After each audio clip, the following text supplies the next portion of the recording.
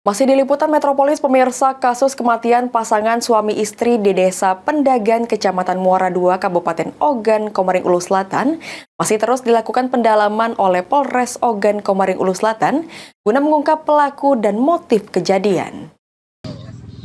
Keluarganya ini.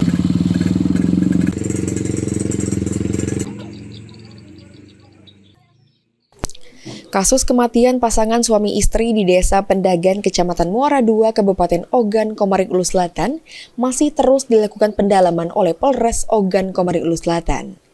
Polisi telah memeriksa beberapa saksi untuk dimintai keterangan termasuk anak korban F serta beberapa tetangga korban.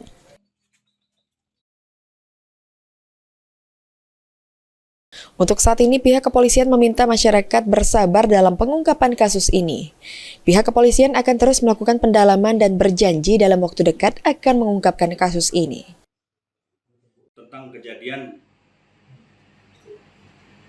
pembunuhan dalam hal ini dengan yang mengakibatkan korban atas nama Sarpudin meninggal dunia dengan TKP di Dusun 2, Desa Pendagan, Kecamatan Muara II, Kabupaten Ogan Selatan. Pak, untuk perkembangan sejauh ini seperti apa, Pak, yang sempat diduga anaknya sendiri pelakunya atau seperti apa ini?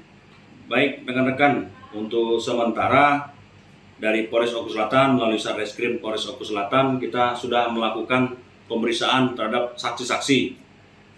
Dari hasil pemeriksaan saksi-saksi nanti akan kami tindak lanjutin untuk penentuan apakah masuk dalam tahap penyidikan maupun yang lainnya dalam hal ini penyelidikan. Tapi yang jelas untuk saat ini kita melakukan pendalaman dan penyelidikan terhadap para saksi-saksi dalam kasus tersebut.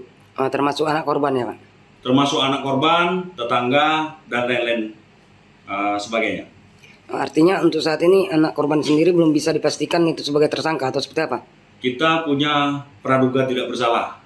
Yang jelas bisa diduga, kita melakukan pemeriksaan tetap sebagai saksi, namun untuk menentukan tahap selanjutnya melalui mekanisme atau prosedur yang diatur dalam KUHP.